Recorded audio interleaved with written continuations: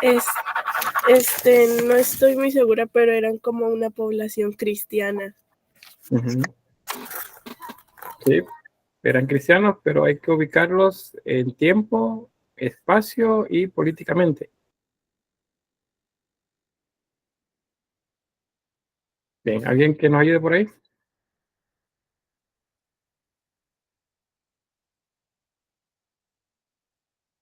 Tengo Román. Era una población cristiana hispano-visigoda que vivía en el territorio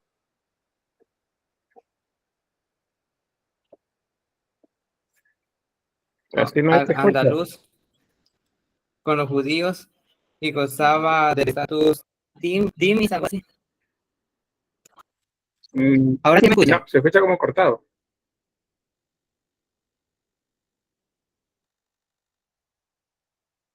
Y hoy no se te escucha nada, solo veo ahí que sí tenés encendido el micrófono.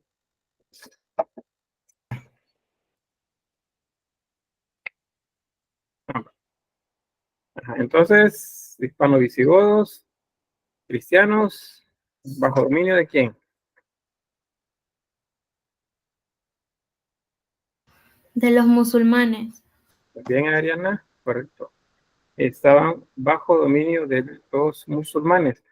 Significa entonces que es una cultura cristiana, todo el arte gira alrededor del cristianismo medieval siempre, pero guarda ciertas características propias tanto de los visigodos, que son la cultura propia de la región, digamos sus antecesores, y de los musulmanes, que es la cultura que los gobernaba. Pues bien, bueno, vimos ahí arquitectura, escultura y pintura.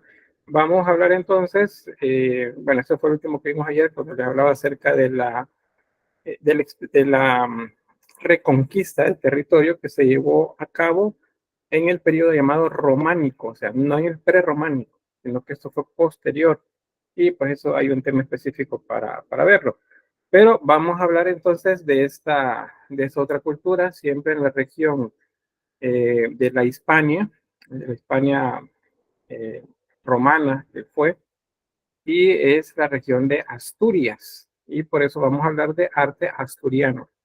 Este es un estilo artístico, es parte del prerrománico español y está caracterizado por no tener la influencia de los musulmanes, dado que estos estuvieron separados en territorio de ellos. Vean, ahí tenemos el mapa que nos muestra el Emirato de Córdoba, de Al-Ándalus, que es la región controlada por los musulmanes en la Edad Media, y en el norte aquí tenemos el Reino de Asturias. Esta es la región donde vamos a ver el arte en ese momento. Y vemos acá, hacia la zona de los condados catalanes, es esta parte que ven acá, se llama la marca hispánica, dice Imperio Carolingio.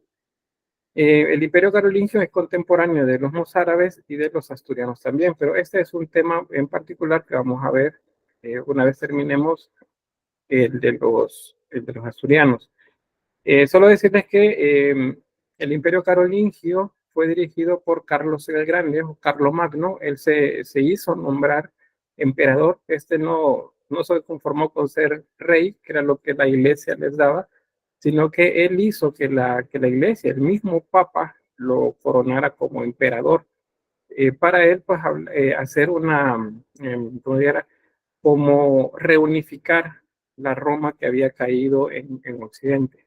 Entonces, Carlomagno, él apoyó eh, a los asturianos para que mantuvieran pues ese frente allí y que los musulmanes no siguieran avanzando, tanto por protección de los propios asturianos como por protección del emperador Carlomagno. Esa es la región entonces a trabajar y acá un resumen de lo que vamos a encontrar en el tema. Hay tanto arquitectura civil como arquitectura religiosa. En los anteriores hemos visto que ha sobrevivido más el paso del tiempo la arquitectura religiosa. Acá tenemos ambos. Como arquitectura civil, por ejemplo, hay hospitales y palacios. Los hospitales, no pensemos en hospitales con la idea que tenemos ahora, sino que el nombre que tenían eran casas de curación. eran lugares que comúnmente estaban atendidos por sacerdotes o monjes o personas pues, dedicadas a la religión, no necesariamente sacerdotes o monjes. Y en esos lugares se les daba tanto apoyo con medicinas como también el apoyo espiritual, que suponía pues era lo que los iba al final a sanar. Guarda similitud con el resto de estilos que hemos estado viendo, dado que el antecedente sigue siendo Roma. Entonces vamos a encontrar cubiertas abovedadas, arcos de medio punto. En este caso no hay arcos de herradura, que son característicos de los visigodos y luego retomados por los musulmanes, porque pues estos están separados de ellos. Las plantas arquitectónicas son de cruz latina, eso significa que, recuerden, el pie de la cruz es más largo que los brazos. Encontramos también la idea de la distribución basilical, eso es en 3 naves principalmente, aunque hay algunas que tienen solamente una nave. Acuérdense que la nave es el espacio que da de la puerta hacia el altar. Y cuando hablamos de 3 naves, significa que hay una nave central, luego sigue una hilera de columnas y luego hay un espacio a izquierda y derecha, o sea, 2 espacios más. Esas son las naves. El referente en esta región es el rey Ramiro. Cuando él gobierna, hay como un renacimiento. Renacimiento se refiere a que de repente pues, comienzan a apoyarse mucho más las artes, como lo habían sido antes o como lo fueron después. Aquí están las etapas. En la de formación, digamos, esta es contemporánea del periodo visigodo, la llamada prerramirense, es el reinado del rey Alfonso II. Acuérdense que si hablamos de reyes, significa que la iglesia ya está presente, porque fue la iglesia la que dio esos títulos para tener a los nobles, o más bien para ir formando una nobleza que les ayudara a gobernar las regiones y a defenderse a ellos. Hay varias ermitas, no hay iglesias grandes acá, a pesar que en altura son mayores que las que hemos estado viendo, siguen siendo ya al entrar iglesias pequeñas. El periodo ramirense propiamente, que es el de Ramiro I, es el siglo IX. Siglo IX estamos hablando de los años 800. Y vamos a ver dos iglesias bien particulares y que están cercanas una a otra en la región de Oviedo, al norte de España, que son Santa María del Naranco y San Miguel del Lillo. Son las 2 principales. Luego de la etapa de la que se llama post-ramirense, que es el periodo de Alfonso III como rey, pues está la iglesia de Salvador de Valdedios, que es una iglesia alta, pero sigue siendo angosta, como pequeña. Es como les digo, miren, imagínense una casa de 3 pisos, más o menos así es como se vería. Bien, ¿qué características? Pues primero, imitar un poco el arte visigodo en cuanto a la arquitectura, sin tomar mucho en cuenta lo de los arcos, porque los arcos siguen siendo más bien el referente de los romanos. La religión tiene bastante cercanía con el rey, por eso dice acá que hay una relación bien cercana con el poder regio. Ese poder regio es el rey, y por eso se le llama como arte de la monarquía asturiana, porque está bien centrado alrededor de la figura de los reyes.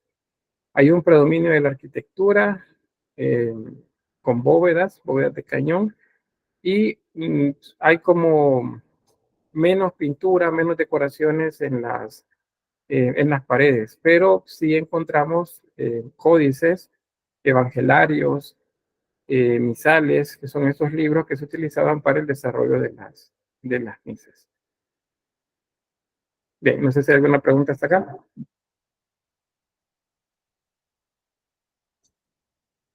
¿No? Todo bien. Bueno, aquí tienen las características, no se las voy a leer, no acostumbro a leerlas.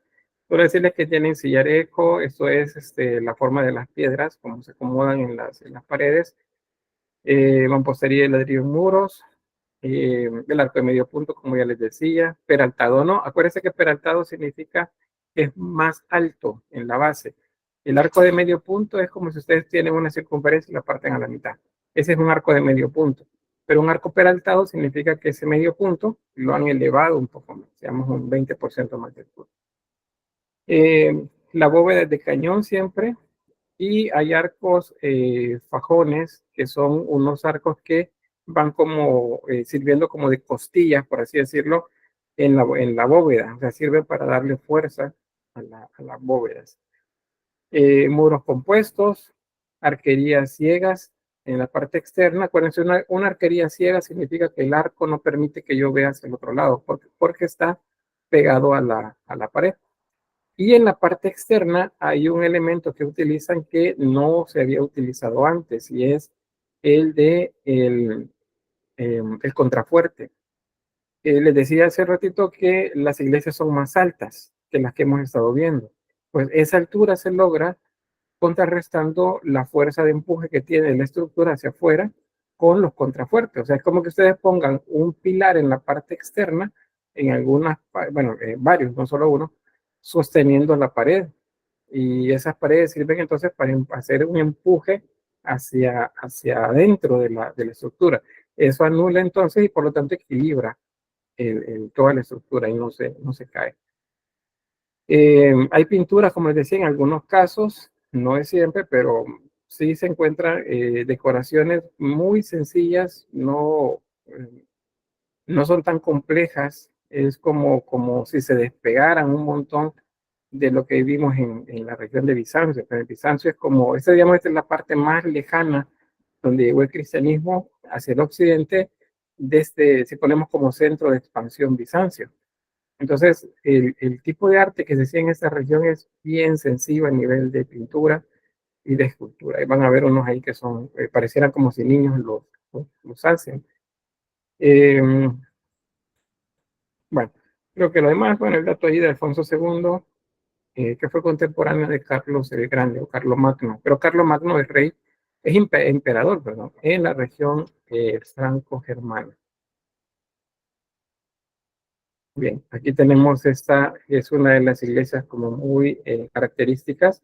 Por cierto, este fue originalmente un palacio, se llama Santa María del Naranco. Fue originalmente un palacio, y en él vemos arcos de medio, perdón, arcos peraltados. Acuérdense que el peraltado significa que es más alto en la base, por eso se ve largo este segmento. El de medio punto es como el que ven aquí abajo. Miren. Si yo paso una línea acá, entonces me corta la circunferencia a la mitad. Estos son arcos de medio punto. Estos son arcos peraltados porque son más altos. No son arcos de herradura. El arco de herradura es angosto en la base. Esa es la diferencia. No hay que confundirlos. Este, les decía, originalmente pues era un edificio real. Fue concebido para la idea del rey, pero eventualmente se convirtió en una iglesia. Vean ahí la escala humana, como decimos, el tamaño de una persona a la par del edificio. O sea, siguen siendo pequeñas, pero realmente si las comparamos con las mozárabes o las visigodas, mucho más antes, son más altas. Es como la diferencia. ¿Cómo logran esa altura? Con estos elementos que ven acá, miren. Estas columnas en la parte exterior. Esto se llaman contrafuertes. Eso apúntenlo por ahí, no se les debe de olvidar. Estas columnas se llaman contrafuertes. Estas sirven para empujar la estructura hacia adentro. Entonces, todas las paredes pueden elevarse porque el peso que hacen ellas hacia el centro, que es la que podría hacer que colapsen las paredes, se ven anuladas por el contrafuerte que empuja en sentido contrario. Bueno, tiene bóveda, pero sobre la bóveda lleva una estructura de madera y teja de barro, que es lo que vemos acá, lo que llamamos estos tejados a dos aguas. ¿Ven? Este es un tejado a dos aguas. Y bueno, esta sección donde la que podemos acceder al segundo nivel de la estructura existe en este lado del edificio, pero no de este otro. No significa que no estuviera, sino más bien que esta parte colapsó y se cayó. Entonces de este lado no hay. Si lo viéramos en planta, entonces ahí encontramos la cruz, la forma de cruz del edificio. Ahí tenemos otra vista. Bien. Otro aspecto interesante de esto es la altura con la que están, en la que se ubicaban. Buscaban siempre las zonas altas de manera que pudieran observar hacia los valles, en la parte inferior de los cerros o de las montañas, porque era una manera de controlar el territorio. Entonces estas iglesias, o bueno, esta que fue concebido inicialmente como un palacio, está en una zona alta para poder observar desde la distancia. ¿Alguna pregunta? ¿No? Estos son los interiores entonces de Santa María del Naranco. Vean, esto es lo que les decía de la bóveda. Pero gracias, Pamela. Esta es la bóveda y estos son los sarcofajones. Sirven como costillas, como les decía, para sostener, darle más fuerza a la estructura. Por la parte externa, se fijaron, tiene teja sobre eso. Entonces es la bóveda y sobre la bóveda la techumbre de madera y teja de barro. Ahí tenemos otra. Esta es una arquería ciega, ¿ya? Son arcos ciegos. Y esa es la parte, digamos, posterior, esa es la parte anterior. No, la parte anterior es esta. Aquí donde está el ara, que es el altar. Vean las columnas. ¿Cómo dijimos que se llamaba ese tipo de decoración?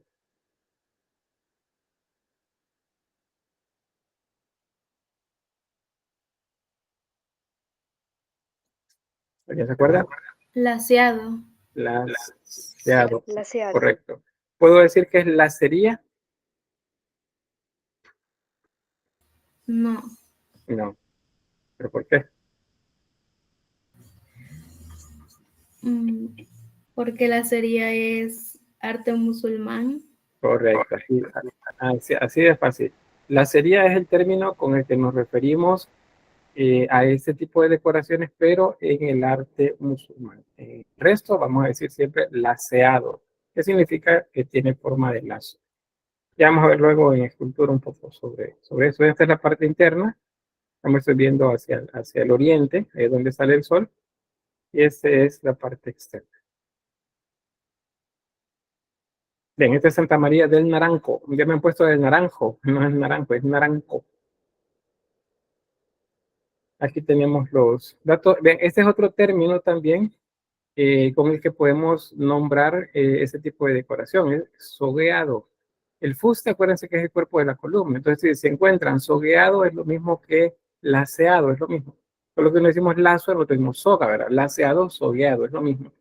Es igual. Pero apúntenlo igual, pónganle sogueado igual laceado, para que no haya error, porque puede que encuentren algunos materiales que diga sogueado, y dicen, bueno, ¿y eso qué es?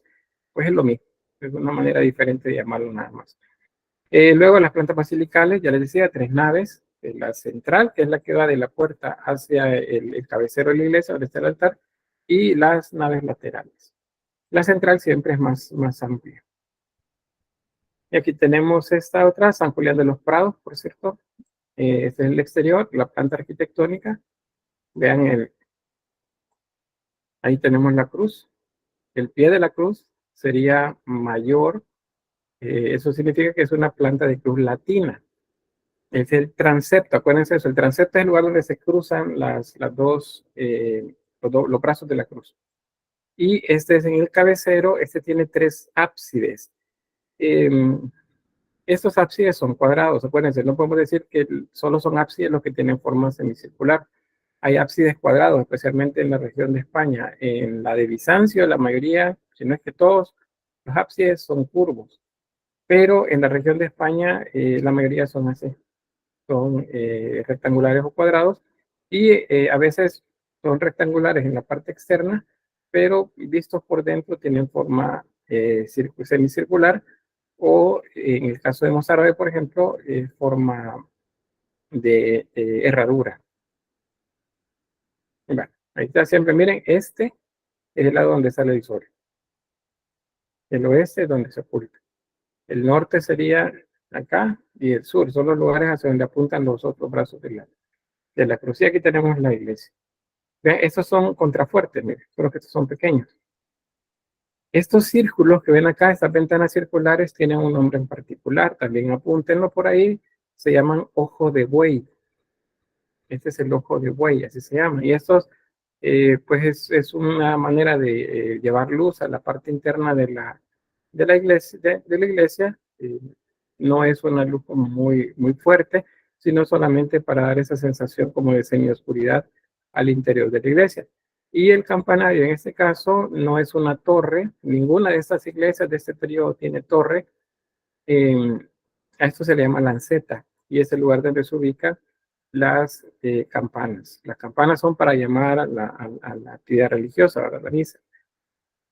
Eventualmente, y como una influencia musulmana en esta región, y bueno, y también luego hacia la zona del centro de Europa, Italia también, vamos a ver que en el siguiente periodo, en el románico, se les va a incluir ya las llamadas torres campanario a las iglesias. Las torres campanario simulan o son bien, se acercan en cuanto a forma a las torres que tenían los minaretes, que tenían o que tienen las mezquitas. Bueno, vamos a ver. Ahí, bueno, algunos otros datos. Las sacristías laterales, las sacristías son estas. O sea, sacristía es el nombre según la función, es donde hay ciertas actividades religiosas, pero más como en privado y también el lugar donde el sacerdote puede cambiarse, pero ese es como la funcionalidad, pero la forma sigue siendo ábside. O sea, es un ábside y dentro de él funciona una sacristía, así como hay que entenderlo. Pórtico a los pies del templo, eso es esto, es esta parte de acá. ¿Ven? Eso es un pórtico. Eso también son agregados, es esta parte de acá. Es una parte que sobresale al pie de la planta arquitectónica. Bueno, ¿qué más? Bueno, esta iglesia también es de las, es muy cercana ¿cómo se llama? A Santa María del Naranco. Se supone que Santa María del Naranco era la de Salas Regias, donde vivía el rey, y San Miguel del Lillo era el lugar donde estaba la iglesia. Entonces, esta sí es, digamos, propiamente una iglesia. Es una iglesia muy pequeña, aunque nos parezca como gigantesca, pero es como les decía, se ven altas porque elevan la altura, pero en ancho siguen siendo iglesias pequeñas.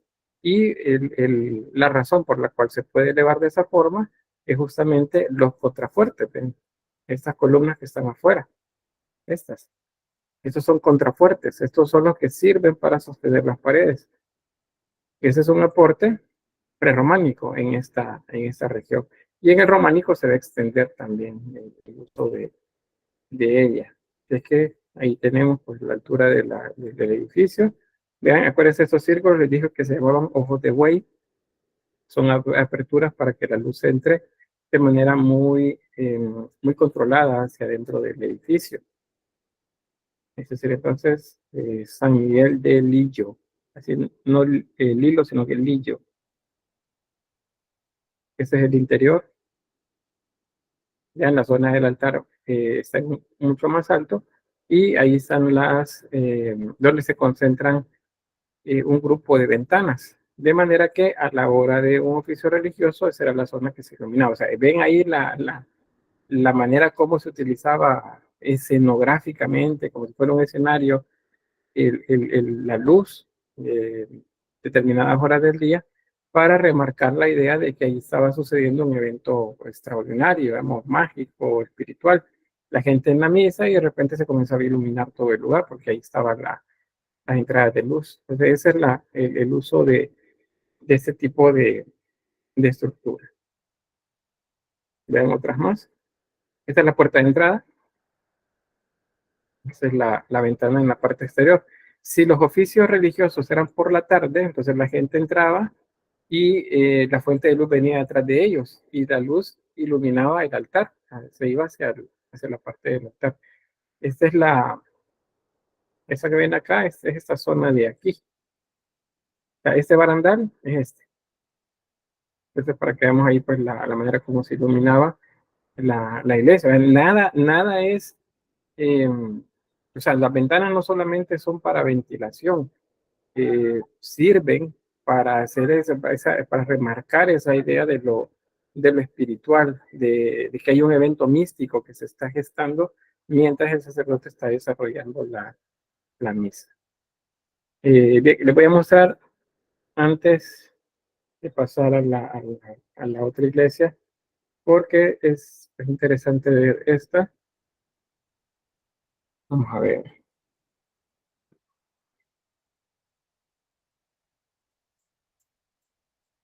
Vamos a ir a España. ¿Ve? Está bien hacia el norte de España. Aquí tenemos como ciudad importante en esta región. Acá, ese es Oviedo, una de las ciudades muy hacia el norte de España, la región de Asturias. Y aquí tenemos San Miguel del Lí. Acá. Digamos que la ciudad de Oviedo, esta que se ve acá, está en la zona, en la parte del valle del espacio. Y esta es como ya subiendo hacia la montaña. Entonces aquí tenemos San Miguel del Lillo, aquí, y Santa María del Naranco, acá. Les decía hace rato, San Miguel del Lillo originalmente fue la iglesia y Santa María del Naranco era parte de los edificios reales. Entonces vamos a ver primero esta de acá. Bueno, ahí tienen. Esa es la parte de la fachada. Enfrente. Vean, pero primero vean, está en medio del cerro. Como se pueden bajar. Está. Bien, ahí tenemos una vista. Vean el tamaño de las personas. Eso nos da la idea de que es una iglesia, pues, pequeña. Vean, ahí se ve el cerro hacia, hacia la zona norte y hacia el sur, aunque no se alcanza a ver por los árboles acá, pero seguramente en la época de esplendor, pues ahí había una vista hacia el valle cercano, que es donde está la ciudad de Oviedo. Ven las iglesias, creo que esto no me deja moverme más de acá, no sé si se puede. Hay otras vistas.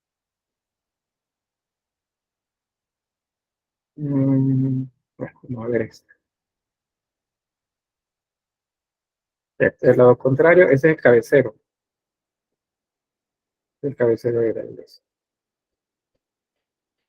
Sí, no me deja mover mucho. Ahí está el otro extremo.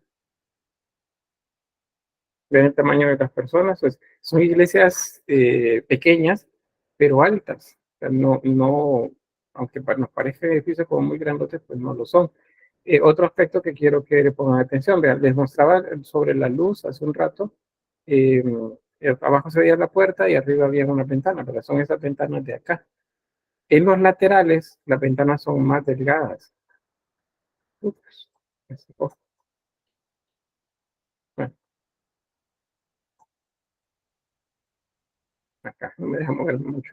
Estas líneas que ven aquí son las ventanas. Estamos hablando de unos 20 centímetros quizás de ancho de las ventanas.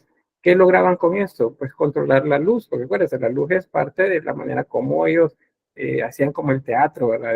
Dentro de la iglesia, a la hora, por ejemplo, de la consagración. Todo ese luz espacio estaba iluminado.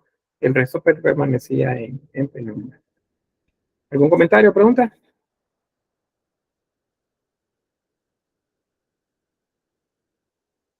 ¿No? No. Nos han mandado callados y calladas. Bueno, vamos a movernos por acá. No. Bueno, esa es la vista. Ve el cabecero, miren el tamaño de la ventana. ¿Se acuerdan cuando les decía abocinado? Abocinado significa que en la parte externa es casi una ranura, pero por la parte interna la ventana se abre, es ancha. Eso se llama abocinado, como si fuera una bocina. Se abren hacia adentro. Entonces la luz entra por la ranura, pero adentro pues ilumina un espacio mucho más grande. Eso es parte de cómo saber utilizar la, la luz. Solo quería bajar acá, porque en la cercanía. Creo que sí. Sí, también ahí está San Miguel del Lillo, en el fondo. Entonces, si nos movemos sobre esta calle, bien cerca, no muy lejos. Ahí ven, ahí está Santa María del Naranco, allá al fondo. Y ven, allá en el valle, la ciudad de Oviedo. Entonces, así es, la ciudad estaba en la parte de abajo y esas alturas permitían tanto a la iglesia como el poder eh, eh, del rey poder tener la posibilidad de observar a distancia cualquier movimiento extraño, ¿verdad? Alguien quería acercarse a ellos en son de guerra, pues sabían llegar a bueno, sabían que iban a llegar antes que lo hicieran, pero no lo tomaban por sorpresa. Ahí tenemos el Delillo, no, perdón, Santa María del Naranco. En el tamaño de las personas, es un edificio siempre pequeño pero alto. ¿Qué es lo que les permite la altura? Les pregunto, ya lo repetí varias veces.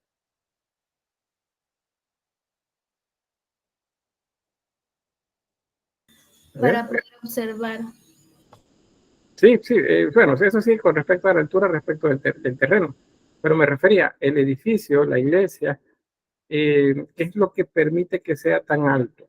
¿Cómo es que pudieron construir? Los contrafuertes. Los contrafuertes, muy bien. Hazel dice lo mismo. Y Naomi también dice contrafuerte. Eso no se les debe olvidar. Esos son los contrafuertes. Esas líneas que ven ahí son columnas en la parte externa del edificio que ayudan a hacer empuje hacia adentro para que cuando la pared sube en altura, eso ayuda a contrarrestar la fuerza y por eso se equilibra. Un poquito más. Bueno, ahí está, aquí es sin gente. Vean que es la luz del amanecer. El amanecer está allá, ahí está saliendo el sol. Entonces ilumina justamente la cara que apunta hacia el este, donde está el cabecero. Eso es muy simbólico. Y bueno, se siguió haciendo durante todos los siglos siguientes. Quizás los últimos 100 años depende más bien del terreno que compre alguna iglesia cristiana católica, cómo es que lo van a colocar, ¿verdad? Apuntando hacia qué lado. Pero, digamos, con la regla para los templos cristianos católicos es que el cabecero apunte siempre hacia donde sale el sol. Eso es lo que se ve por acá. Vamos a ver si puedo entrar, o por lo menos ubicarnos del otro lado. ¿Ve? Y San Miguel del Lillo está allá. O sea, son iglesias que están bastante cerca. Ven acá.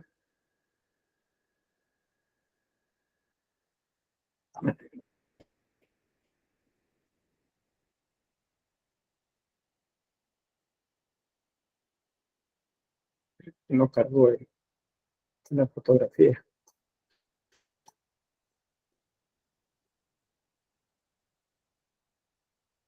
Bueno, pero creo que ya captamos, ¿verdad? Y cómo es lo de esto de la distribución del, del edificio. Hoy sí. Ahí eso era para que vieran detalles. Esos son los contrafuertes, ¿eh? Gracias a eso es que el edificio pues, puede hacerse mucho más alto. Siempre la salida del sol es allá. Ya sale el sol. Por eso es que el altar está acá, de lado. Y hacia el lado contrario es donde veríamos el atardecer. Y ahí noten la altura. Miren, ahí está el valle, en la zona baja. Entonces, las iglesias, templos, castillos, trataban la manera que quedaran en lugares altos para poder tener control y vista del territorio. Bueno, vamos a dejar Oviedo en España y vamos a volver entonces acá. Ahí está. De San Miguel del Lillo, la que acabamos de ver, y Santa María del Naranco, que es esta. Son las dos que vimos. Esta sí no la vamos a ver. San Julián de los Prados, pero y esta otra también que mencionaba, la iglesia de San Salvador de Valdedios. San Salvador es una advocación de Cristo. San Salvador. Nosotros lo conocemos, ¿vale? Nuestra capital, nuestro departamento de acá en la zona central de El Salvador.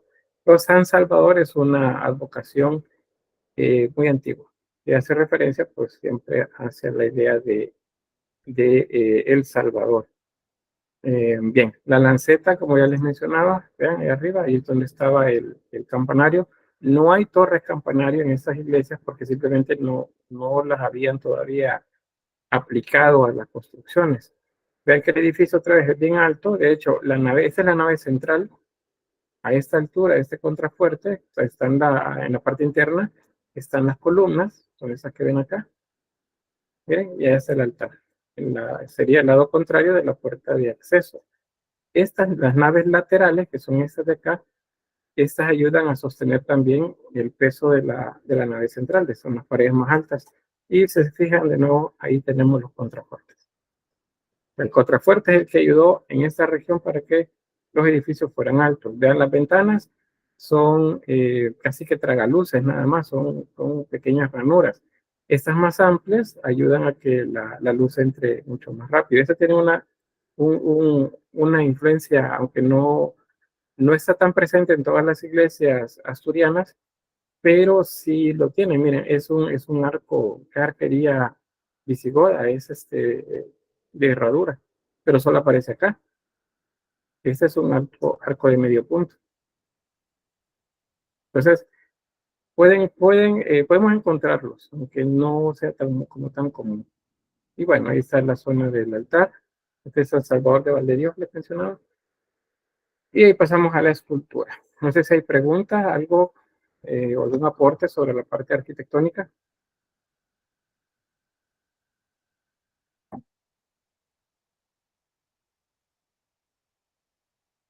Ayer estuvieron como más.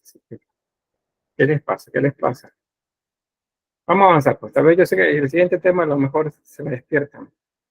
Se me despiertan al conocimiento, ¿verdad? No que se despierte porque están dormidos, yo digo al conocimiento. Bien, la escultura asturiana. Resulta que principalmente son relieves las que encontramos, temas cristianos, hay pocos temas profanos, están centrados en la idea de Jesús, como ascendiendo al cielo, por ejemplo, y énfasis bastante en lo decorativo, no tanto en la figuración, o sea, las imágenes no se ven como tan naturales, son bien arcaicas las imágenes, y hay mucho más, pero en elementos decorativos. Ahí tenemos, por ejemplo, relieves en estas cosas, esos espacios, perdón, son símbolos solares. Acuérdense, todos los círculos que encontremos pues son alusiones a Jesús en la figura de un disco solar. El círculo está delimitado por cuerdas, sogas o lazos. En este caso diríamos laceado o sogueado. Acuérdense, los dos términos son correctos. En la parte de arriba tenemos cruces. Esta cruz es bien particular, no sé si la alcanzan a ver así como con mucho detalle. Y abajo de ellas aparece el alfa y la omega. O sea, es una referencia a que Cristo es el principio y el fin. Esta cruz se le dice cruz patera o cruz patada. Ya, yo prefiero la patera, la otra se escucha un poco raro, pero se le llama cruz patera porque los brazos simulan como una pata. Es básicamente esa es la explicación, porque el nombre. Pero podemos decir cruz patera. Esa la utilizaron como emblema durante muchos siglos también algunas órdenes cristianas o en otros contextos también. Luego las columnas, los fustes, laceados o sogueados, acuérdense, los términos son correctos, y los capiteles también con mucha decoración de esa misma manera. Aquí hay representaciones de leones, y esto que los enmarca sería una representación del árbol de la vida. Bien, representaciones muy sintéticas de la hoja de acanto de los capiteles corintios, y geometría, muchos elementos geométricos también para complementar la decoración. O sea, aquí, soleado. Y estas figuras, igual muy arcaicas, pueden ser representaciones de orantes o pueden ser representaciones de apóstoles. Ahí está. Bien, esto yo sé que me dice, mire, pero es que eso es arquitectura, porque les estoy mostrando ventanas. Pero resulta que esas ventanas son elaboradas a través de un oficio que es el de cantero o el picapedrero. Entonces es básicamente un trabajo escultórico lo que estamos viendo acá.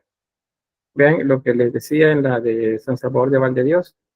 Vean, arcos de herradura. Eso es influencia de los visigodos. No me digan, y vos, mire, es que los árabes. No, los árabes estaban hacia el sur de esta región. Es influencia visigoda, porque los visigodos sí cubrieron en su momento la mayor parte de España.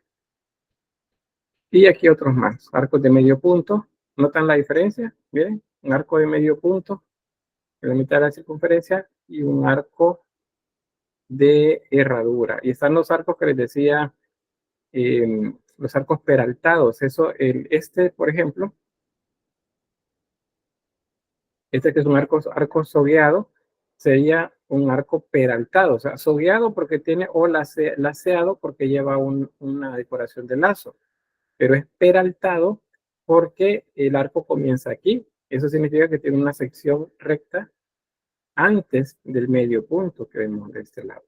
Y la alusión siempre a las flores. Esa flor es una flor solar, es un símbolo de un sol naciente, lo que estamos viendo acá. Eso es lo que se ve de este lado. Y bueno, lo demás, pilares, arcos, todo esto hecho pues en piedra. Esta no era una sola pieza, déjenme ver, esta tiene dos secciones. Esta es una sección, la inferior, o sea, esta es una sección y esta es la segunda sección. O sea, de hecho, se ensambla luego en el lugar. Las cruces, pues símbolo bastante común, con el alfa y la omega, o sea, el principio y el fin. Estas de acá, con estos símbolos, se acercan bastante a las decoraciones de las iglesias, de las cruces que vamos a ver en la región norte de Europa, de influencia celta o irlandesa. Esas, las cruces que ellos utilizaron estaban bastante como trabajadas con mucho detalle, con muchas líneas, con mucho tema orgánico. Por eso se ven así como con mucho detalle. Y llevan siempre el alfa y el omega, que es el símbolo del principio y del fin. Bien, algo sobre escultura. Si se fijan, no hay figuración, no hay mucho que se haya hecho en este lugar en cuanto a la escultura. Probablemente había escultura en madera, de bulto redondo, pero pues no sobrevivió el paso del tiempo. ¿Preguntas sobre escultura?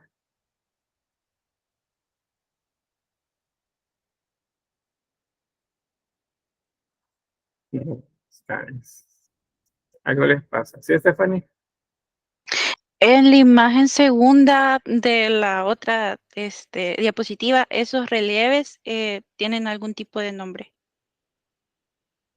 El tipo de bueno, por la posición en la que están en la parte de las paredes altas de las paredes de las iglesias, se llaman frisos. Friso sería el nombre. Pero digamos como nombre particular, estos no tienen, serían cruces con alfa y omega, nada más, porque llevan el alfa y el omega. El estilo es que les decía, especialmente de esta, la segunda, por el tipo de decoración que lleva, que es como con mucho detalle, como si fuese tejido, un montón de líneas, es que se acerca a la decoración irlandesa o celta. O sea, los celtas son pueblos mucho más antiguos, ¿verdad? Pero en la región en la que se desarrolló este cristianismo, el cristianismo de influencia irlandés, que es el norte de Europa, es bastante común ver cruces como estas, ambas, realmente, pero esta por la decoración. ¿Alguien más? Gracias. Bueno, vamos a avanzar. Pintura en Asturias. Bueno, resulta que no hay mucho que podamos o que haya sobrevivido el paso del tiempo, pero sí es identificable el hecho que había bastante trabajo de pintura al fresco, pinturas con rojos, naranjas, como paleta de colores, la que predomina, pero tenía símbolos idiomórficos, como por ejemplo el crismón, ese que estamos viendo por ahí, tal como dice por en el chat. Bueno, te decía, Naomi dice, al verlas pensé que eran un poco más grandes, supongo que las iglesias, ¿verdad? Y Kelly dice, sobre la escultura, ¿era porque las habían robado o perdido o solo las hacían de madera, como dijo en su momento? Básicamente porque las hacían de madera y no llevaban un proceso como tan minucioso de sellado, por ejemplo, o el cuido después. Entonces ustedes saben que la madera se llena de plaga, aparecen pues ahí las termitas y termina pues, por prácticamente comerse toda la madera. Entonces, no sobreviven tanto el paso del tiempo. Al menos de esta época no. Ya del periodo gótico en adelante sí hay un cuidado mayor, pero porque la madera se cura de una forma diferente y eso hace que perduren mucho tiempo más. Pero principalmente es porque no sobreviven el paso del tiempo. Bueno, ¿qué más se conserva? Bueno, las pinturas. Vean esta en San Quirze del Pedret. Esta está en el ábside, este es un ábside. Este es de influencia visigoda. Vean el arco de herradura. Pues, aquí deben saber cómo explicar eso. Si estamos hablando de Asturias, no me pueden decir que es influencia musulmana o mozárabe, sino que visigoda. ¿Y por qué? Porque a Asturias no llegaron los musulmanes y los mozárabes, esos eran cristianos que estaban en el sur, bajo dominio musulmán. Es cierto que muchos de ellos eventualmente se mudaban hacia el norte tratando de llegar a territorios que no estuvieran controlados por musulmanes, pero más bien el origen de esta arquería es la influencia visigoda. Ahora, ¿qué es lo que hay en el fondo del ábside? Bueno, primero lo de las ventanas. Vean, hay en este caso 2 ventanas acá. Tal vez aquí, si me logran observar lo del abocinado que les decía. En la parte externa, al otro lado de esta pared, el agujero es como más pequeño de la ventana. Pero en la parte interna, la ventana es más grande. A eso se le llama abocinado, se tiene una forma de bocina. Y en la imagen observamos una figura que es difícil decir si representa a Cristo o no, porque pues primero no tiene un nimbo crucífero, entonces podríamos decir no es, pero resulta que está en el altar, cercano al altar. Y aparte de eso, está dentro de un círculo. Los círculos son símbolos solares. Encima de él hay un ave, puede ser una paloma. Entonces, está como que un poco difícil. Puede ser un orante, un símbolo de la iglesia, y por eso la idea del alma acá, representada en la paloma. Parece que la paloma todavía no podemos decir es la idea del Espíritu Santo, porque el símbolo todavía no llega, no es época. Esto más bien se acerca a las creencias originales del cristianismo, que las palomas eran símbolos del alma. Entonces, puede ser un orante. ¿Cuál sería como la duda para poder explicarla? Bueno, que tiene barba y bigote. Tiene barba y bigote, puede ser una alusión al Cristo, pero ahí tenemos el problema que no hay un mismo crucifijo. Entonces, es así como que podríamos decir que es ambigua la imagen, no podemos así dar como en concreto una respuesta. La decoración es radiante, ¿ven? Parecen rayos de sol que salen hacia el exterior. A ver, bueno, hay otras más. Esta es la que estaba al lado, sería izquierdo de la imagen que veíamos en la anterior, y es lo que dice la cruz patada o cruz patera. Yo le prefiero decir patera, pero les he puesto patada ahí porque es el nombre que más comúnmente van a encontrar en los libros. Y se refiere a que tiene forma de pata, eso es básicamente el brazo de la cruz. Tiene un círculo es un símbolo decía, solar, pero en el centro tiene una figura que va sobre un caballo. Entonces, esta puede ser una representación del apóstol Santiago, porque en esta zona, en esta región, hay una creencia, digamos, entre leyendas eh, y creencias no oficiales, digamos, dentro del cristianismo, que fue el recorrido que hizo el apóstol Santiago hasta el lugar donde fue martirizado. Entonces, por eso hay bastante culto a Santiago en esta región. Santiago es como un peregrino y de hecho en el siguiente periodo en la región se va a establecer un camino, que es el que se llama el Camino de Santiago, que va hasta el lugar donde se supone están las reliquias de su cuerpo. Es la Catedral de Santiago de Compostela. Pero eso pues es tema para el otro día. Solo se los menciono porque si ven a una persona en caballo que lleva como una lanza con un banderín y lleva cruces, es probablemente una representación del apóstol Santiago. Acá hay unas representaciones, estas pues casi no se alcanza a ver. Este probablemente es un monje por la vestimenta negra y amplia. Este sí no se alcanza a distinguir muy bien quién es. Aquí tenemos el tridium de cruces. La central siempre va a representar a Cristo y las laterales representan a los ladrones que se crucificaron al mismo tiempo que acá. Es un conjunto, pues, en ese arco.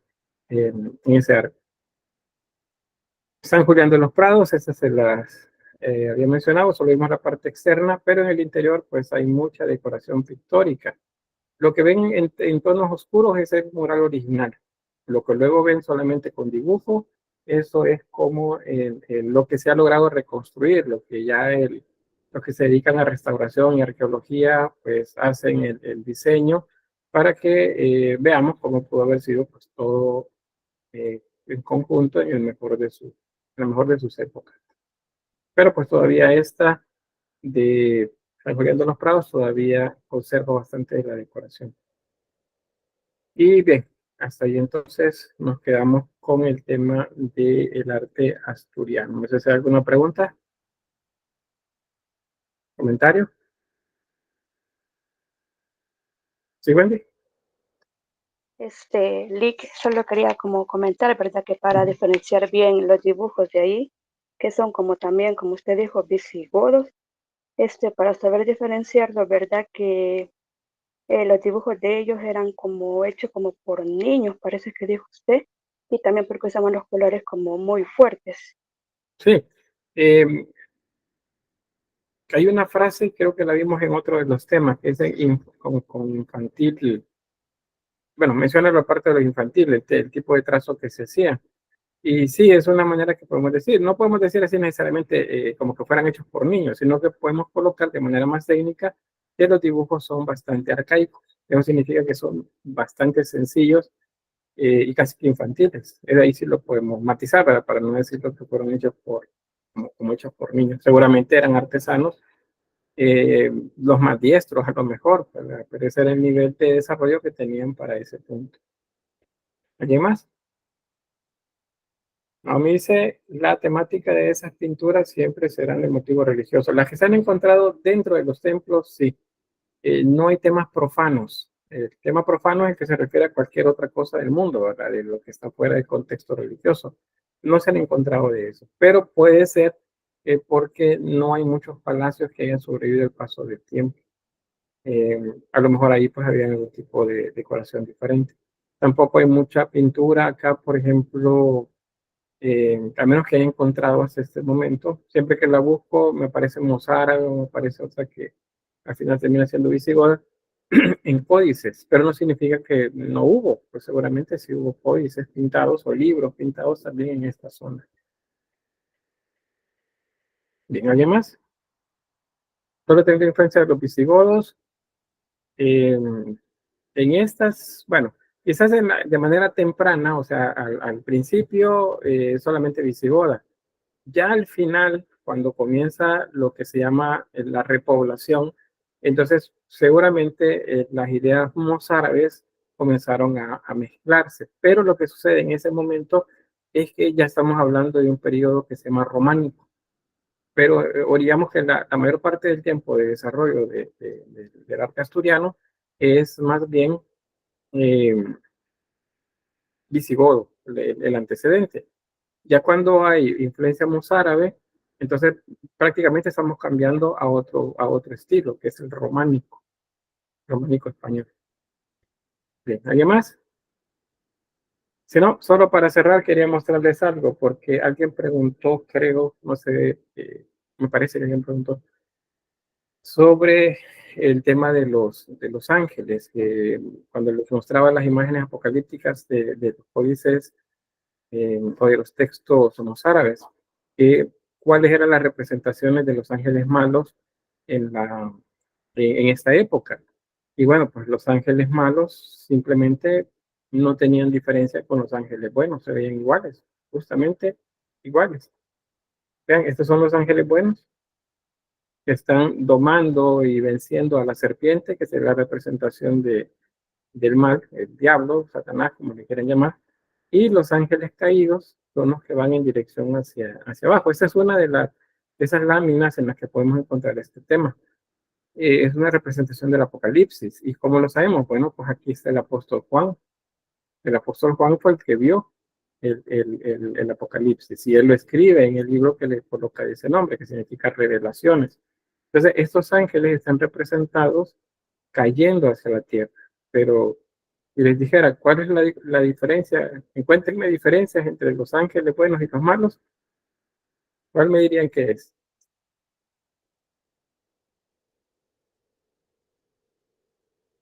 ¿Sí, Andrea, Tatiana? Tal vez porque no tienen los círculos que tienen los ángeles buenos Muy bien. en la pintura. Sí, Y también aunque porque están para abajo, ellos como cayendo. están cayendo. Muy bien, Andrea. Acá casi no, bueno, no se nota, de hecho, pero se percibe levemente el nimbo. Se percibe levemente, pero sí, en eso está mucho más claro. Está hasta delineado. Acá no. Entonces, esa es una diferencia. ¿Cuál otra diferencia? Están cayendo. Pero ven ustedes que estos tienen alas de murciélago, tienen cuernos, son oscuros de piel. ¿Verdad que no? Simplemente porque ese símbolo no existe. No existe todavía. La idea del mal que se tenía acá, pues era diferente.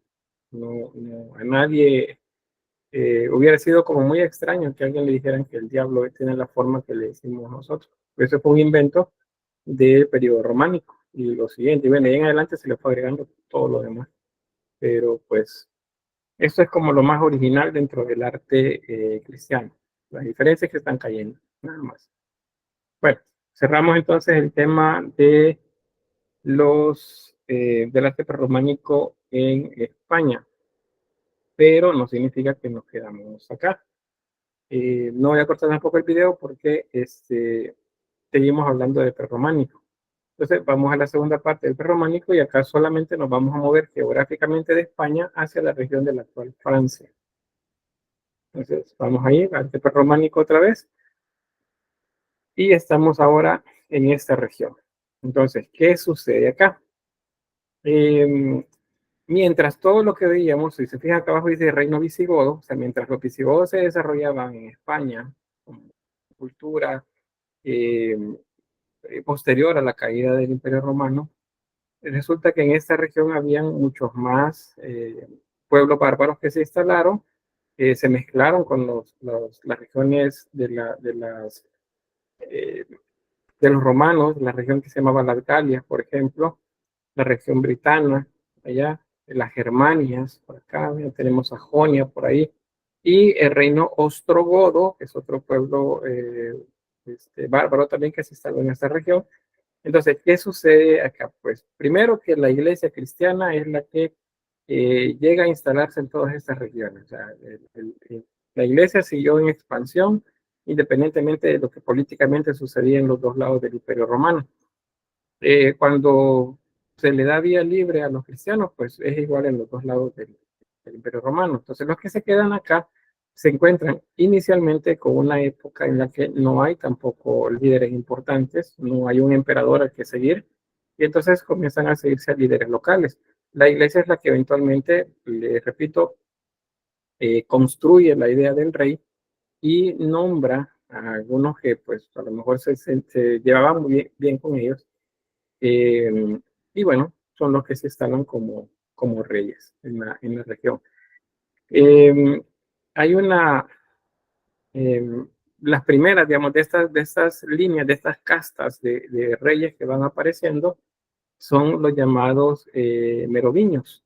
Estos son descendientes de un rey que gobernó en esta región que se llamaba Meroveo. Es el rey Meroveo, ¿está? Era un jefe militar franco. Los francos son las regiones en la región de la actual Francia. Entonces, todos los descendientes de él se les llamaba merovingios. Entonces, esa es la primera línea de reyes que se instala en esta región. Y vamos a hacer acá un paréntesis, vamos a ir por un dato, esos son de esos datos que nos ayudan a volver muy interesante la historia. Y o vamos a utilizar otra vez esta rueda de la fortuna, como decíamos, decir, sacarlos del lugar tranquilito donde están. Y les voy a preguntar. Bien, gracias María.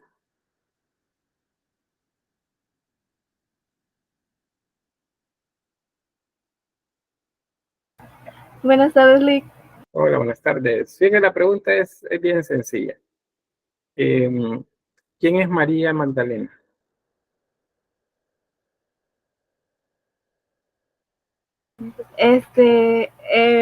Básicamente es una de las mujeres que sigue a Jesús cuando predica. Sí, muy bien. ¿Algún dato más?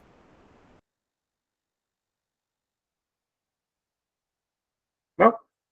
Bueno, si no, alguien más le va a ayudar, no hay problema. Bien. Nomás agregar que en alguna literatura o algunos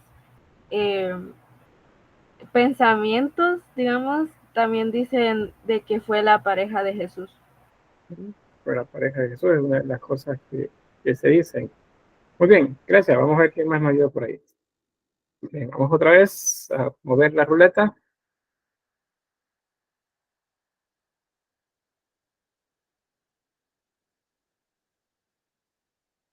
Elisa Mariel Montoya.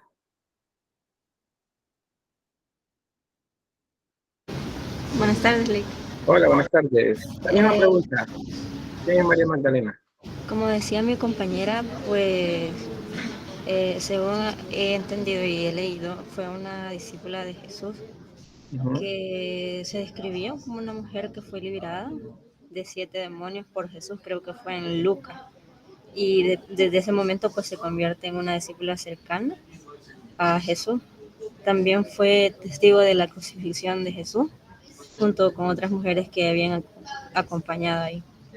También fue la que, si no me equivoco, no sé si fue la primera en ver a Jesús resucitado y que él le enseña sus manos y que entiende que se le da a entender así que había resucitado.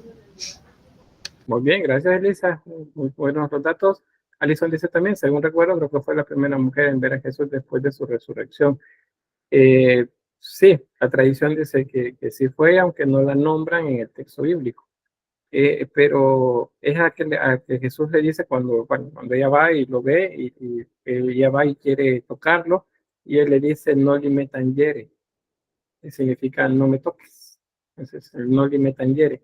Esa frase, no li tangere, va a ser motivo para bastantes pinturas en los siglos que vienen. Entonces, ahí vamos a ir viendo cómo esa frase dichas en la Biblia da pie para que los artistas pues imaginen escenarios muy interesantes alrededor de la idea de la resurrección. A ver, ¿alguien más? Los datos que están dando, pues, van sobre, digamos, como la media que tenemos todos acerca de María Magdalena. Pero si alguien tiene un dato más, Ariana Valeria. Sí. Muy bien. Siempre sobre María Magdalena. Sí, así como decían mis compañeros anteriormente, pues fue una discípula de Jesús, una siguiente, y pues según la Biblia, fue la primera en ver a Jesús, en la resurrección de Jesús y quien dio la buena nueva a los apóstoles Muy sobre bueno. que había resucitado Jesús. Muy bien, gracias. Está bien, muy bien con los datos. Vamos a ver dos personitas más. ¿Qué más? ¿Qué datos más?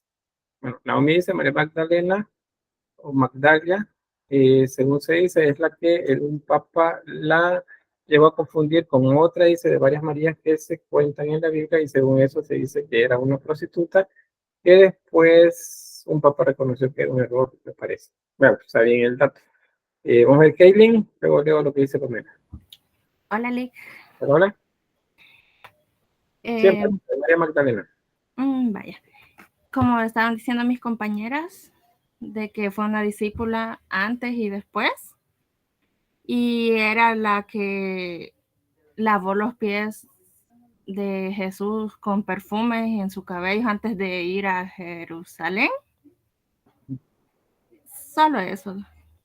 Muy bien, gracias. Vamos a ver una última persona por acá.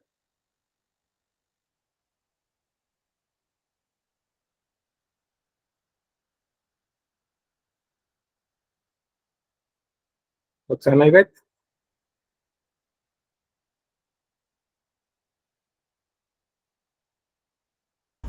Buenas tardes, Lick. Hola, buenas tardes. A ver, siempre sobre María Magdalena. ¿Qué más? ¿Qué conoce usted sobre ella? Casi no mucho sé sobre eso, pero lo que me han comentado es que fue como una discípula de Jesús también. Y que, según dicen, ¿verdad?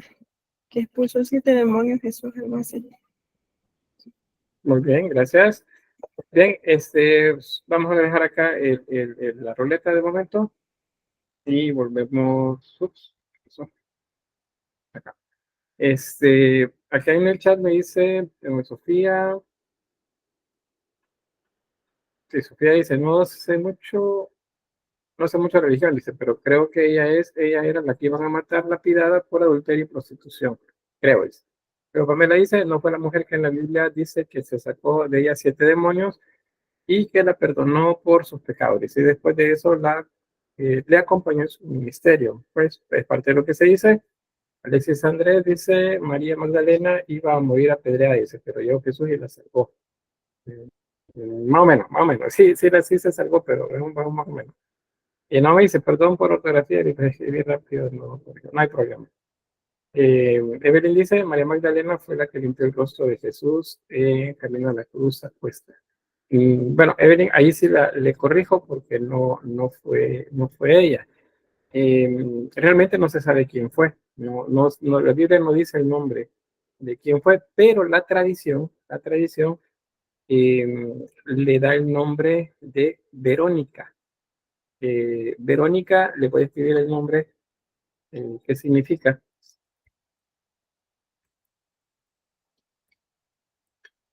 Ahí está en el... A ver, ahí les coloco en el chat. Eso significa Verónica, Vera Icone. Vera Icone significa la verdadera imagen. Entonces, la verdadera imagen es porque se supone que quedó el rostro de Jesús en el manto. Él dice, perdón, pues no hay problema, pero bueno, estamos bien. En general, fíjense que hay un dato bien interesante. Le sacaron 7 demonios a María Magdalena, muy bien. Fíjense que me parece bien interesante que de entrada ustedes no dijeron que es prostituta, porque es uno de los, ¿qué sería? De las mentiras alrededor de la figura de María de Magdalo, porque ella no fue prostituta. De ella lo que se dice, que esa era parte es a quien porque realmente no hay como un nombre específico que la nombre, simplemente era Mariam. Mariam es un nombre muy común, traducido es María, que había un montón de María, por eso estaban los hijos de María. ¿De cuál María? Hay un montón de Marías que habían ahí, y detrás de Jesús andaba siempre un montón de Marías. Entonces María, la que vivía en una ciudad cerca de un lago que se llamaba Magdalo. Es la que se conoce como María de Magdalo o María Magdalena. Magdalena es como decir María la de Magdalo. Eso es el nombre. Resulta que una de las mentiras más alrededor de ella, más difundida, es que era prostituta. Eso no es para nada cierto, no tiene nada que ver con eso. Tampoco es la mujer a la que se le dice que iba a ser apedreada, pero también se dice, o sea, muchas de las historias alrededor de ella dicen que es ella la que iba a ser apedreada. Y dice, fue sorprendida en adulterio. No dice que era prostituta, fue sorprendida en adulterio. Y que le dicen a Jesús que si, pues si es lícito que le apliquen la ley de Moisés, que es apedrearla. Y él les dice, pues, el que esté libre de pecado, que tire la primera piedra. Nadie la apedrea, y luego viene lo de la frase, ¿verdad? De que, ¿dónde están los que te acusan? Y no, todos se fueron. Bueno, pues yo tampoco te acuso. Vete y no peques más. Y luego dice el texto que lo siguió, pero no dice que era María de Magdalo. Es más cercano la explicación a aquella mujer a la que se dice que le fueron expulsados 7 demonios. La confusión es más o menos de alrededor del siglo VI después de Cristo, en el que un papa llamado Gregorio I, creo que eso lo decía, no, creo que mencionaba un poco de eso acá arriba. Déjenme ver. Bueno, no recuerdo muy bien ahí, luego lo reviso. Pero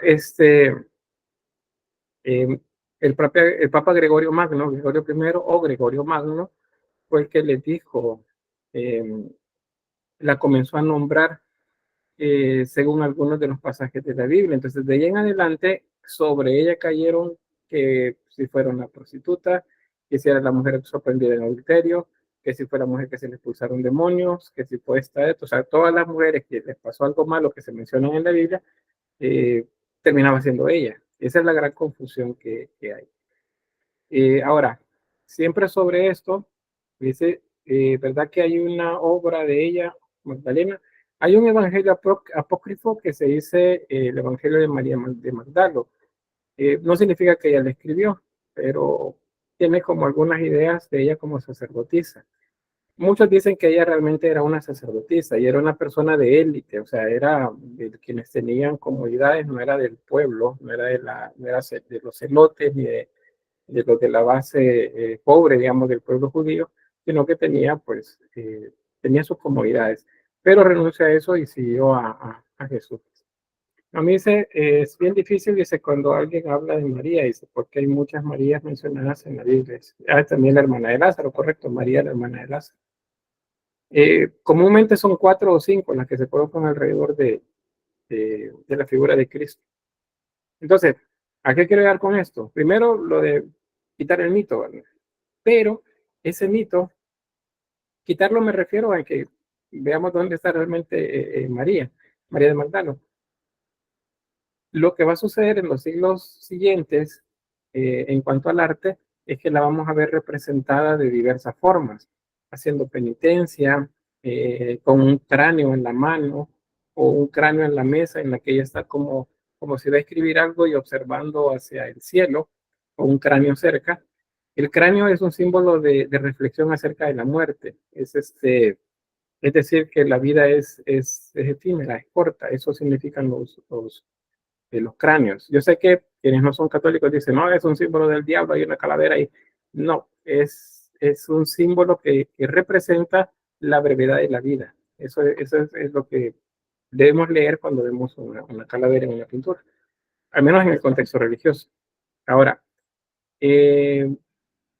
dice, bueno, otro dato sobre ella, y es lo que alguien mencionó también por ahí, que hablan acerca de que era la esposa de Jesús. Y a eso es a lo que quiero llegar con eso. Fue el tema que menos tocaron, pero a eso quiero llegar. Con los merovingios vamos a encontrar esa leyenda de que Jesús estuvo casado y que la esposa de él era María de Magdalo o María de Magdalo, María Magdalena. Según ellos más bien se decían que estos merovingios se decían de sangre pura, porque decían que eran descendientes directos de Jesús y de María Magdalena. En la región de las Galias, de la región franca, en Europa, hay bastantes mitos, leyendas alrededor de que Jesús tuvo hijos. Lo más como común que encuentran, bueno, actualmente, es el mito vinculado a un libro y una película que salieron hace varios años, no sé si la vieron, El Código Da Vinci. En el Código Da Vinci, pues andan buscando el Santo Grial, el Sangrial, la sangre real. Esa sangre real se refiere a la línea de sangre que venía desde María y de Jesús. Según la leyenda, para el tiempo en que fue la crucifixión, María de Magdala estaba embarazada. Luego de la crucifixión, luego de los días que pasaron antes de que todos se dispersaran para llevar el evangelio a diferentes lugares, María de Magdala siguió un camino hacia la región de Europa y se instaló en la región norte de la actual Francia, según esa leyenda, y ahí tuvo a su hija. Esa hija es Sara, es la hija de Jesús y María, según de Jesús y María Magdalena, según la leyenda. Entonces, otra vez repito, los merovingios se decían descendientes directos. Imagínense, la iglesia les ponía la corona y decían, estos son reyes, estos son reyes porque Dios quiere que sean reyes. Pero estos dijeron, nosotros no solamente tenemos la venia de Dios, sino que nosotros somos descendientes de Cristo y de María Magdalena.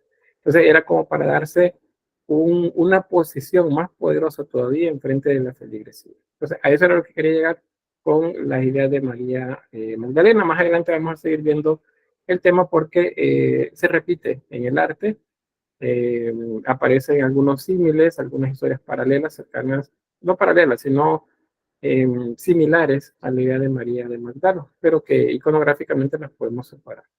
Entonces, si algo quisiera agregar algo diferente, ¿algún comentario? ¿No? ¿Stephanie?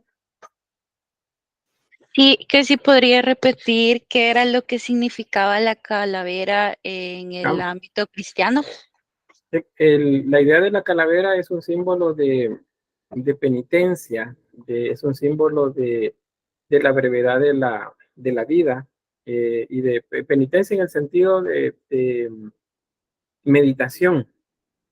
Cuando ustedes se ponen a pensar, por ejemplo, y a valorar acerca de lo efímera que es la vida, en una pintura, ¿cómo se representa eso?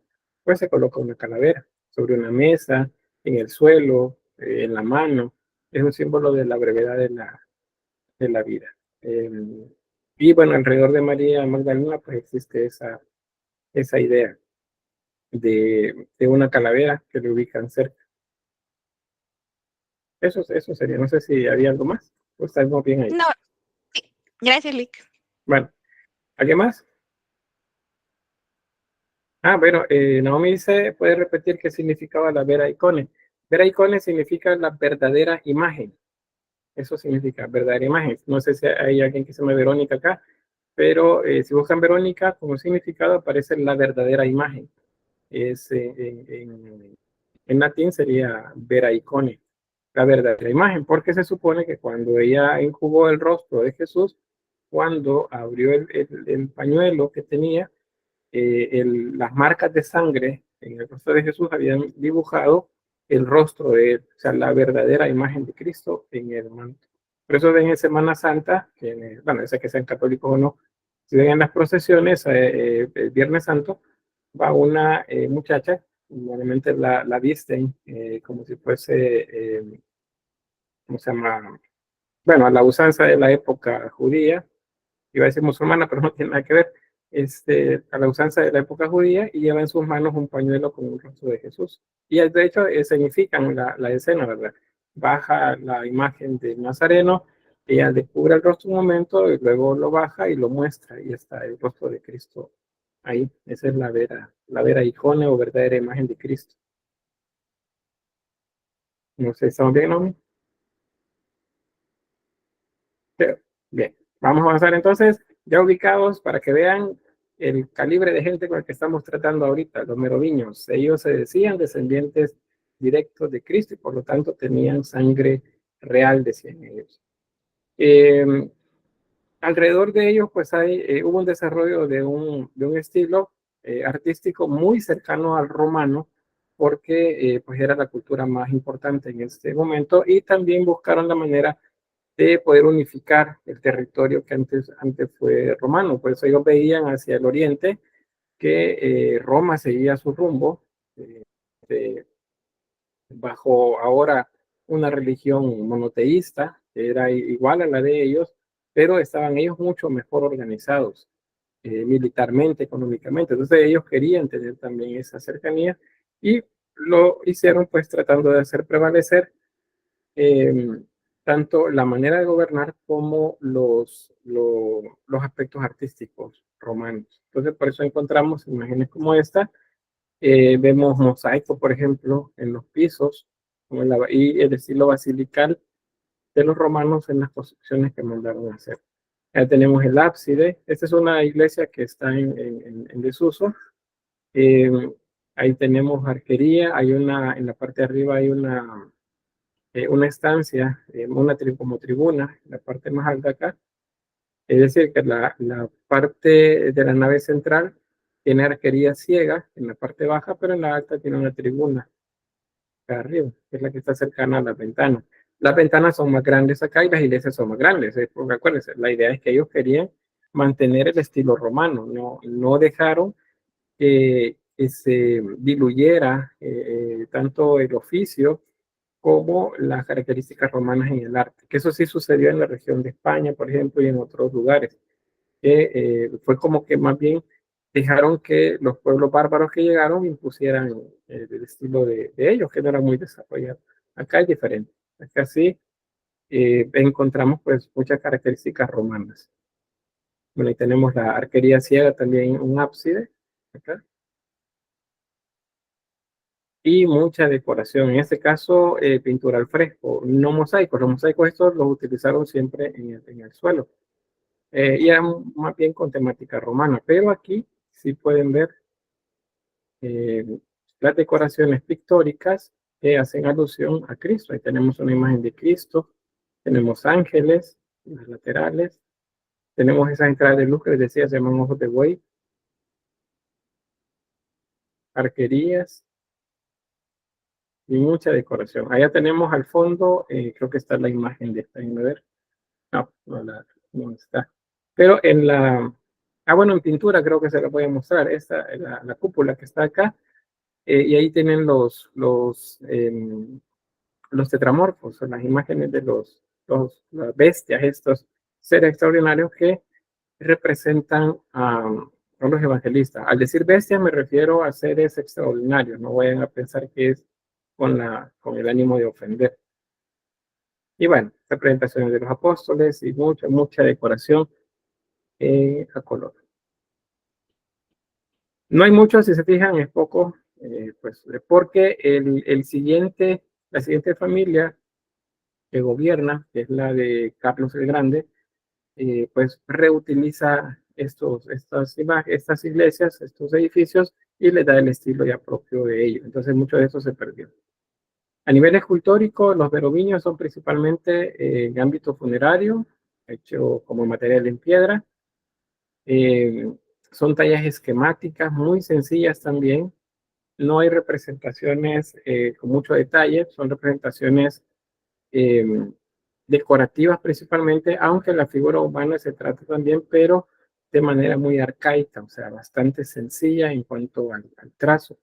Hay motivos vegetales también en decoración y hay sarcófagos pintados, muchos, porque pues es un tipo de arte aplicado hacia lo funerario.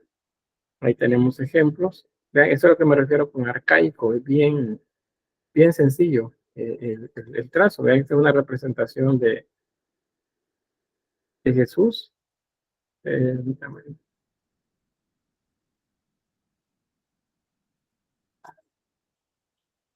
¿Ven? La representación de Jesús es barbilampiño, porque pues originalmente para muchos pueblos romanos era la representación de Apolo. Vean la decoración laceada o sogueada, cualquiera de los términos es válido, alrededor.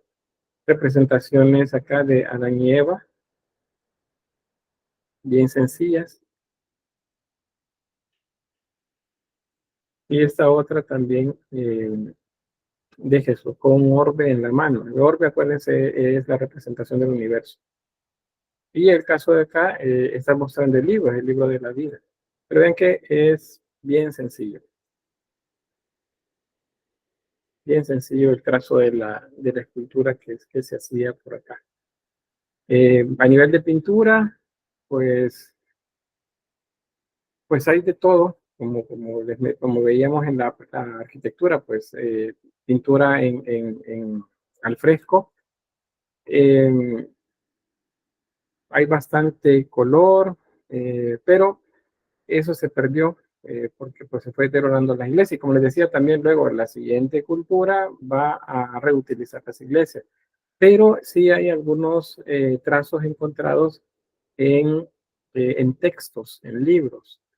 Esta es la imagen que veíamos hace rato, que se les decía, miren, ahí se ve apenas, se veía a lo lejos. Ahí tenemos el Cristo en majestad, un pantocrator, con un orbe en la mano, símbolo del universo.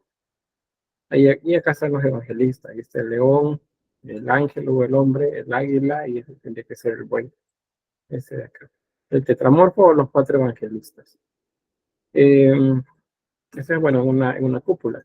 Y acá, un texto de los libros. Este tipo de letra, ¿cómo dijimos que se llamaba?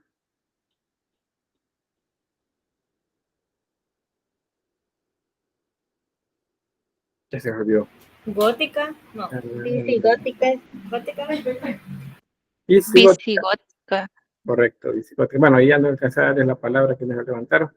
Acuérdense que hay que levantar la mano ahí para no atropellarnos. Pero sí, es visigótica, ese es el término. No me digan gótica si responden un examen, porque letra gótica es como le decimos nosotros actualmente, pero en esta época el término es visigótico. También puede confundirnos con el periodo gótico, que ese es todavía más adelante, dentro de unos casi que 800 años. Bueno, por ahí esos manuscritos ilustrados que les estaba mostrando, ese es el término con el que se conocen algunos, los sacramentarios. Sacramentario gelasiano. Este es del siglo VIII. Siglo VIII, los musulmanes allá en España estaban ya ingresando al territorio, ¿verdad? Estaban avanzando y conquistando la España. Pues acá eso era lo que se estaba realizando. Se estaba tratando todavía de revitalizar el Imperio Romano en esta región. Ahí tenemos el sacramentario que les mencionaba. Vean las cruces, acuérdense que como estaba más en el centro norte de Europa, acá entonces la influencia es mayor de los celtas y por consiguiente de los irlandeses también. Entonces por eso encontramos bastantes cruces que tienen este tipo de decoración así como muy intrincada, como si fuesen tejidos, que es una mezcla de geometría con motivos orgánicos vegetales. Vean, flores. Las flores con estos son símbolos solares. Acá el alfa y la omega, hechos con peces. Hay símbolos de perros, de zorro. El perro se asocia a la fidelidad, el zorro a la astucia. Hay aspectos también representados como de monos, por ejemplo, en algunos casos, que eso es un poco más como irreverente el símbolo. Bueno, ya que hay más. Hay ciervos, hay pájaros, peces, ¿ya? Y el tipo de letra visigótica. Siempre escrito en latín. Ven ese otro, como más intrincado el diseño. Estas son letras emblema. Digamos, el texto comenzaba en la página de la par, entonces esta era la primera letra del texto. Dedicaban toda una página para la primera letra y pues ahí ¿cómo se llama? La muestra pues de todo el tipo de arte decorativo que ellos podían hacer. Vean este otro. Y hay representaciones antropomórficas.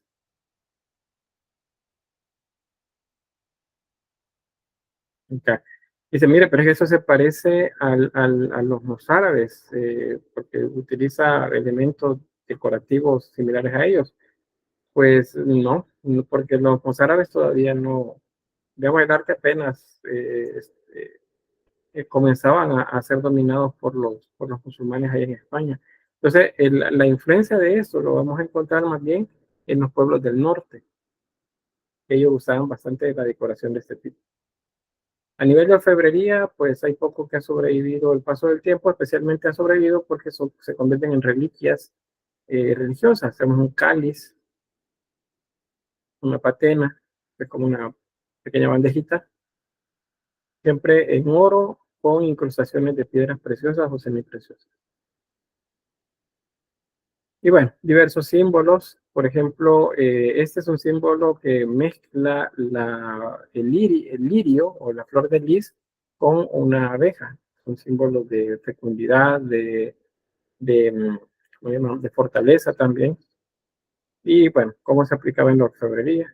Aquí tienen ejemplos en la parte inferior. Esto se va a conocer más adelante como flor de lis, simplemente así, flor de lis. Y es un motivo que se va a asociar a la representación de María, la Madre de Jesús. Y bueno, hasta ahí llegamos con los merovingios. ¿Alguna pregunta? ¿O algo quedó pendiente sobre los merovingios? ¿No? Bueno, vamos a avanzar entonces. Bien, ¿quiénes son los en línea de sucesión luego de los merovingios? Pues resulta que se comienza a reconfigurar también poco a poco la región. Mientras España estaba bajo dominio musulmán y solamente sobrevivía Asturias en la zona norte y los condados catalanes, que es lo que se llama la marca hispánica, en esa región, eso libre de dominio islámico. En esta región, pues, también se configuraba unos territorios que poco a poco comenzaron a juntarse gracias a el poder que comenzó a ejercer en la región un rey. Este rey, una vez comenzó a unificar los territorios y con la idea que tenía y que venía ya de los merovingios, bueno, Roma tendría que revitalizarse, él pensó pues que Roma podía volver a ser, tener todo el esplendor que él había leído, que le habían contado los eruditos acerca de toda la grandeza que tuvo Roma en su momento, y viendo al vecino Bizancio, que tenía un desarrollo bastante grande, pues él también quiso que se hiciera de esa forma. Esto coincide también con ya el cisma, los primeros síntomas del cisma. Cisma es quiebre, es separación, que estaba sucediéndose en el cristianismo católico. Acuérdense que la primera vez que el cristianismo tiene ese quiebre y se separa es para dar paso a la iglesia cristiana ortodoxa, que es la que se queda principalmente en la región de Bizancio. Y el resto, el cristianismo universal o católico, ese se mueve un poco más en cuanto al centro de poder hacia la región de Roma, acá, hacia el poder romano. Entonces resulta que ahora hay dos centros de poder cristiano, el ortodoxo allá en Bizancio y el cristiano católico o cristianismo universal acá. Entonces es la cercanía, esa cercanía que tiene con Carlomagno, pues él hace ese enlace acá, logra hacer el enlace y logra que lo nombren como un emperador. ¿Qué es lo que gana la Iglesia católica? Pues gana protección, porque parece que entran en disputa con la otra línea del cristianismo que se ha separado. Entonces logra protección en esa región y logra unificar territorio. A eso se le llama también el renacimiento carolingio. Eso apúntenlo por ahí, porque puede salir en un examen o laboratorio. El renacimiento carolingio es la manera como, o es lo que sucede cuando el emperador Carlos el Grande, junto con el cristianismo católico, buscan unificar de nuevo todos los territorios de la región bajo un imperio. Y entonces, Carlomagno hace que lo nombren como emperador, no como rey, sino como emperador. La iglesia lo que nombraba era reyes. Eso lo hizo en todas partes, la iglesia católica. Pero acá no, él pidió que lo nombraran como emperador para gobernar, como lo hacían los emperadores en la antigüedad, y como lo hacían en Bizancio, los Basileus, que era el nombre de los emperadores en esa región. ¿Se entiende? A nivel contextual, ¿cómo va el asunto?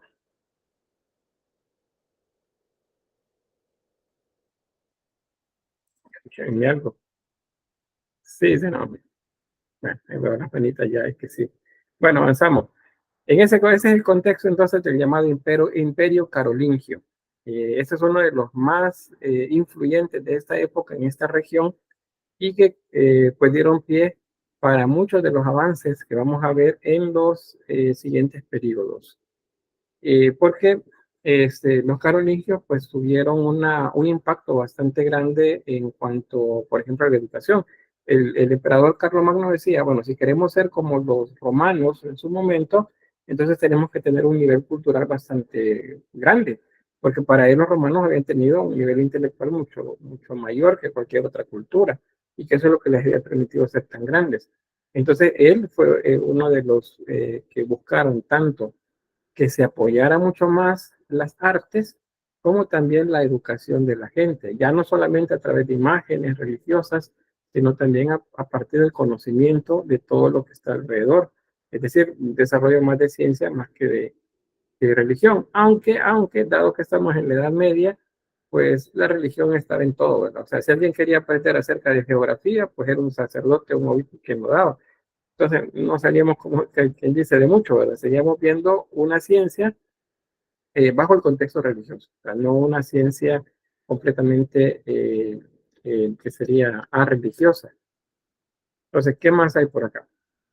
Bueno, ahí tenemos Carlos I, el Grande, llamado así. En Aquisgrán nace en el año 742 del siglo VIII, y fallece en Tlacote en 814 después de Cristo. Es el periodo de él. Acá les dicen monarca germánico, su origen es germánico, a pesar de que la mayor parte del territorio de él fue en la región franca. Y resulta que era el primer hijo del rey llamado Pipino el Breve. Ese era el nombre con el que era conocido el papá. Cuando Pipino el Breve muere, pues él reparte el territorio que él tenía entre sus dos hijos, Carlomán y Carlos I. Entonces, cuando murió Carlomán en el año 771, entonces quien reclama ese territorio fue Carlos I. Y entonces él se convierte prácticamente en el rey de toda la región. Pero no le bastó con que lo considere, con ser visto como rey, sino que él hizo que el papa llegara y que lo nombrara emperador. O sea, hizo que lo nombrara emperador el papa León III, el nombre del papa. Y entonces inicia el llamado Imperio Carolingio, o sea, el imperio de Carlos el Grande. El arte se vuelve entonces como muy importante en la administración de él, especialmente el arte cortesano, o sea, el arte de la élite, y todo asociado a la idea de él. O sea, casi que en las imágenes donde aparece Cristo y en el contexto de la divinidad, pues él se hacía representar ahí como partícipe, porque era una manera a nivel de propaganda, pues decir que él tenía todos los méritos para ser emperador. Bueno, ¿qué más? ¿Qué más? El término se utiliza, bueno, para nombrar todas las formas del arte prerrománico y el romano tardío de este periodo. Él tenía buenos contactos también con la región de Ravenna y de Bizancio, eso es en la región oriental. Y el carácter propiamente carolingio y sus tipologías pues va a aparecer ya de manera más tardía, tanto en los palacios, como por ejemplo se vuelve un modelo de palacio, el llamado Palacio de Aquisgrán. Modelo de palacio me refiero a que todos los demás en el territorio comenzaron a hacer los edificios similares a como estaban hechos en Aquisgrán. Las iglesias las comenzaron a hacer como eran en Aquisgrán, porque era parte de lo que él decía, ¿verdad? Para que se uniformara todo el arte en diferentes regiones de su territorio. Aparecen ya de lleno las órdenes monásticas. Entonces hay monasterios también, y hay un modelo de monasterio que tiene tanto la capilla, la zona donde viven los monjes, tiene también una casa de curación, que es lo que llamaríamos un hospital actualmente, tiene una biblioteca grande, donde se traducen libros, se copian libros, y tenía una sección que es la que le llaman, por ejemplo, las catedralicias, en el caso de Aquisgrán, o en los territorios, en poblados más pequeños, las llamadas parroquias. En esos lugares se enseñaba también. O sea, la idea era que aquí todos mejoraran en cuanto a la educación, que todos aprendieran, porque según él, los romanos habían sido muy inteligentes y al menos entendidos en todas las artes. Entonces él quería que toda la población aprendiera. Entonces, bueno, Francia es el núcleo central y pues él formó alianzas de manera que pudiera controlar todo el territorio, y de hecho hizo esa relación emperador-papa, la político-religiosa, hizo que pues fuera muy sólido su reinado, su periodo de gobierno en la región. Ahora, ¿cómo tener un territorio tan grande y poder controlarlo sin mayor esfuerzo? Aunque, bueno, el esfuerzo es grande, pero digamos, yo solo no lo puedo controlar, porque el territorio es muy grande, pero yo quiero que todos obedezcan a las líneas directas de mando que yo les dé. Entonces, ¿cómo hacerlo?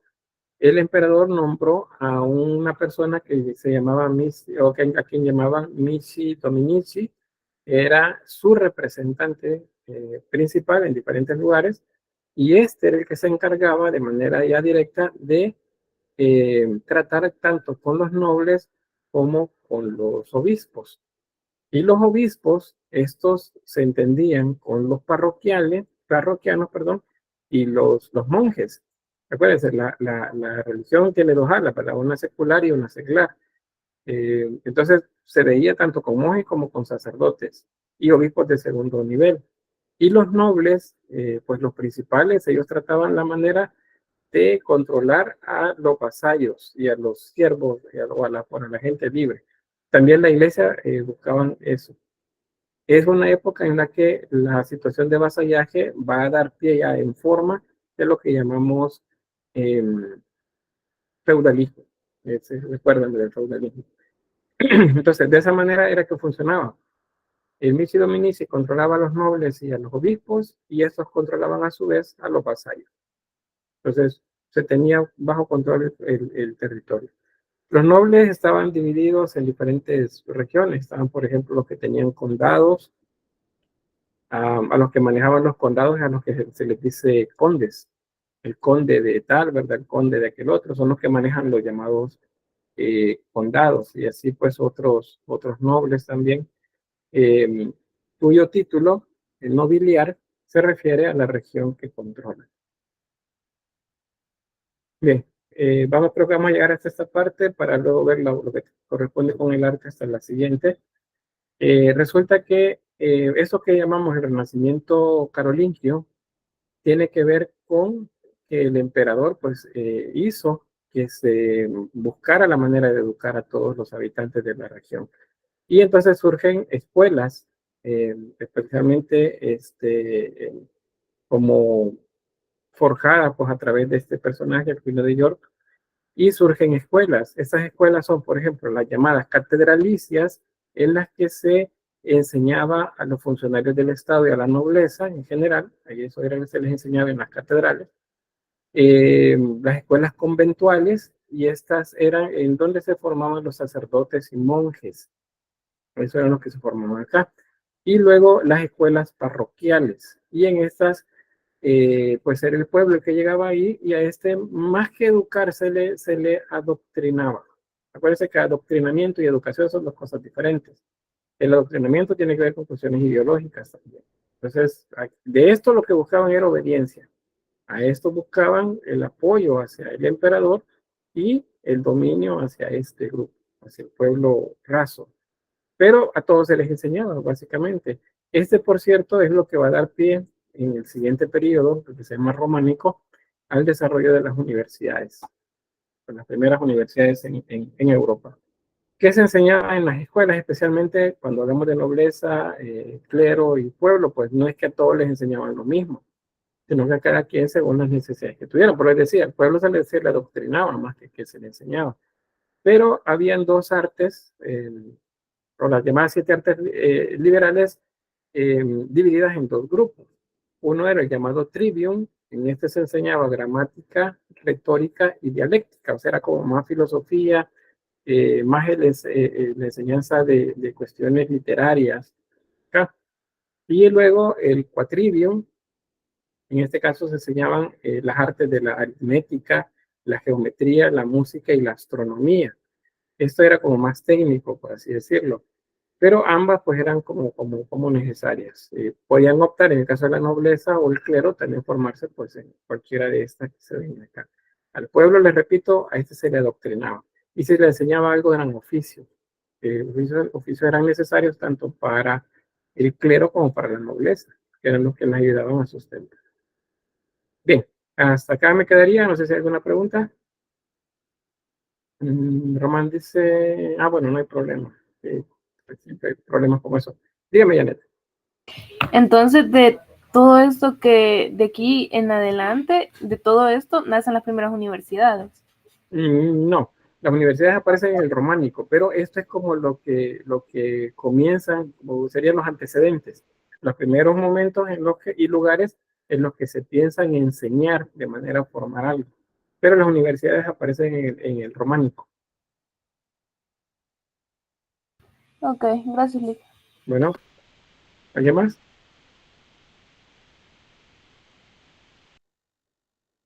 ¿No? Bueno, puede tener entonces la grabación por acá.